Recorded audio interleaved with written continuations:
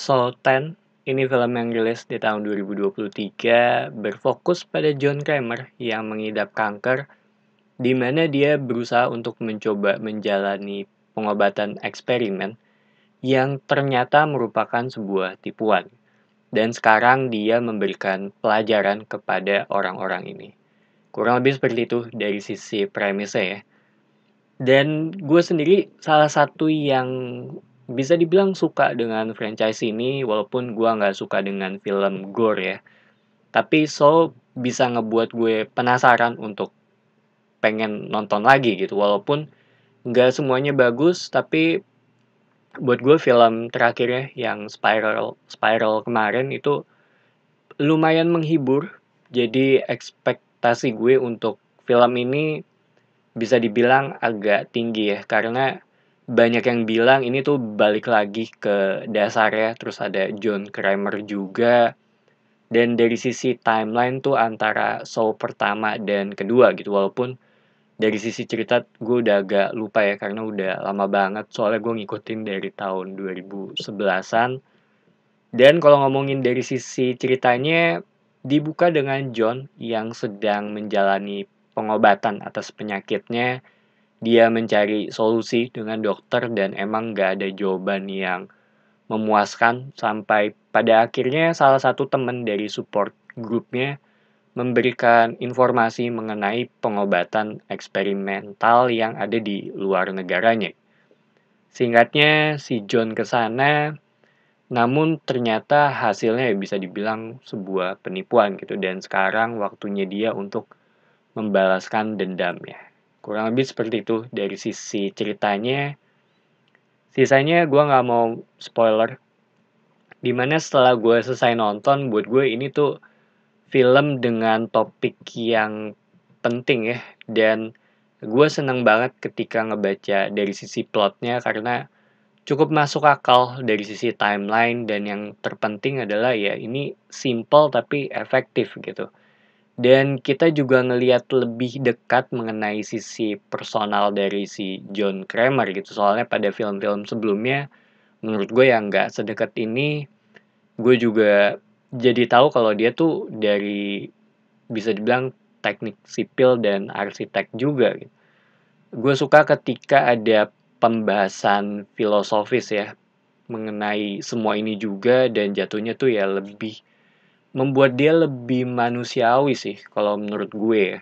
Gue juga ngerasa kesian sejak awal film gue dibuat simpati dengan karakter ini, soalnya di luar ini semua ya kelihatannya tuh si John Kramer ya bisa dibilang tipikal orang baik yang kelihatannya harmless gitu.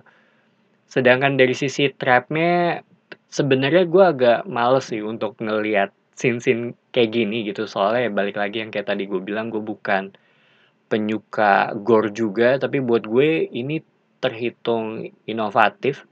Bisa dibilang konsepnya di film itu ya lebih raw aja gitu, masih belum rapih dari sisi trapnya, karena emang dari settingnya tuh mereka perlu cepet juga gitu, jadi bisa dibilang ya belum matang banget dari sisi apa yang mereka siapkan.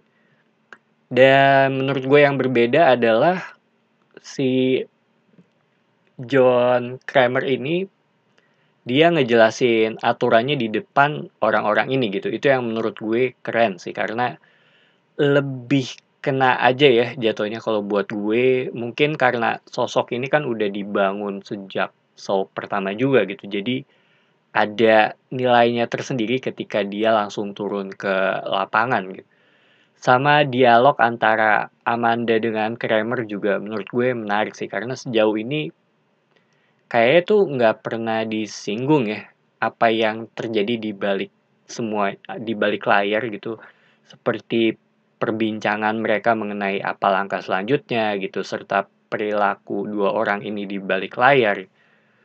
Dan kalau ngomongin dari sisi tema yang mereka bawa, ya sama seperti sebelumnya, di mana ini lebih ke sisi konsekuensi atas pilihan yang kita ambil. Itu yang menurut gue menjadi nilai penting ya dari franchise ini, dan cukup konsisten juga dari awal sampai akhir, yaitu aksi dan konsekuensi gitu. Soalnya kebanyakan orang kan jarang yang mau berpikir mengenai konsekuensi dari tindakan mereka. Selain itu ya lebih menghargai hidup karena si John emang nggak punya banyak waktu ya. Sedangkan di luar sana juga banyak yang malah nggak menghargai waktu mereka gitu. Cuma dalam film ini ya kasusnya ya agak sedikit berbeda di mana lebih personal aja, lebih impulsif juga sih kalau menurut gue ya. Dan ada satu credit scene yang menurut gue cukup menjelaskan apa yang terjadi. Sisanya ya mungkin ya bisa dibilang ya sebisa mungkin ya jadi orang yang baik sih kalau menurut gue ya. Soalnya kita nggak tahu siapa yang ada di depan kita nggak tahu masalahnya dan sensitivitasnya gitu. Karena kadang tuh ya orang ya cuma butuh sedikit dorongan untuk mengubah semuanya sih kalau menurut gue. So, So 10 buat gue ini film yang fun, gue suka dengan film ini. Kalau menurut gue juga mereka tuh cukup berani ya untuk mengambil resiko dan kayaknya ya menurut gue bisa sih ditonton tanpa nonton film sebelumnya walaupun akan miss beberapa hal tapi nggak sampai yang krusial banget kalau menurut gue. Jadi itu aja opini gue mengenai film ini. Thank you for watching. It's me Patrick signing off.